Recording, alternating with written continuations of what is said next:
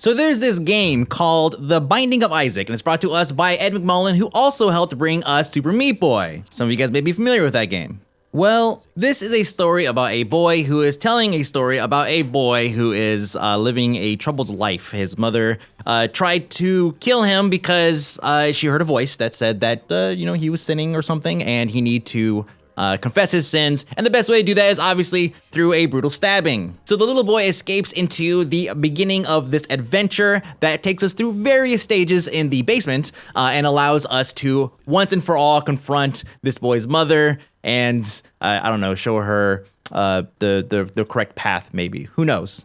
I certainly don't, and the reason why is because every single experience is completely unique. Every time you get into the game, you're actually playing a completely different game than the one you just finished playing. And the reason why I'm saying that every time you get into the game is different from the next one is because every time you die, you have to start over. So there's no repeating of content unless you have a cat, okay? And you get these from like little gargoyle rooms. Sometimes they appear whenever you kill a boss. You go into a room, you have a choice of picking things. I had an occasion where I picked a cat, and it actually gave me 9 lives. However, I had to sacrifice, I had 3 hearts, and I had to sacrifice them down to 1. So let's look at the hearts, since we're looking at them now. There's the silver ones, and then there are the red ones. The silver ones are the ones that you get, you cannot refill. They're more like armor pieces, I guess. And then the red ones, of course, deplete, but you can pick up hearts all over the place, unless, of course, you pick up the stupid cat and you have 1 heart. You will never see a heart again, trust me on that. There are also some abilities that actually help you regen health. For example, I picked up a vampire bat at some point in time, and randomly as I was killing mobs, I would actually gain health from them. So that at least was somewhat handy.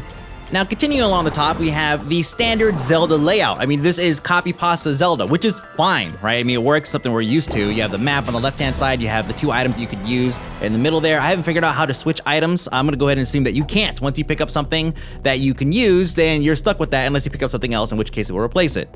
Outside of that, you're really just going from room to room, unlocking things, buying stuff, defeating bad guys, bosses, getting loot.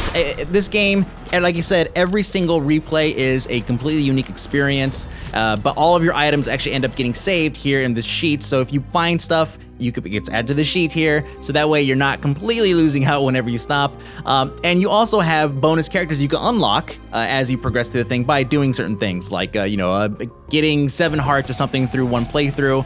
I'm gonna guess that you have to actually play through it, not play part of it, but who knows, we'll find that out soon enough. The game is $5. If anything, the soundtrack should be enough to draw you guys in. Remember the Super Meat Boy soundtrack? That thing was awesome. This one, not quite as upbeat at all, but I should go ahead and mention that this thing is 100% keyboard based. I could not get my controller to work for it, therefore I'm going to assume that you cannot work the controller with it. Maybe after a patch or 2, or maybe I'm just an idiot, who knows, but still, all in all, it played great on the keyboard, great gameplay, awesome music. It's $5. I've spent more than that on stupid games for my stupid iPad. I'm Mike B, aka Phony. Hit me up at aka Mike B on Twitter, Facebook, and Twitch.tv, and I will see you guys later.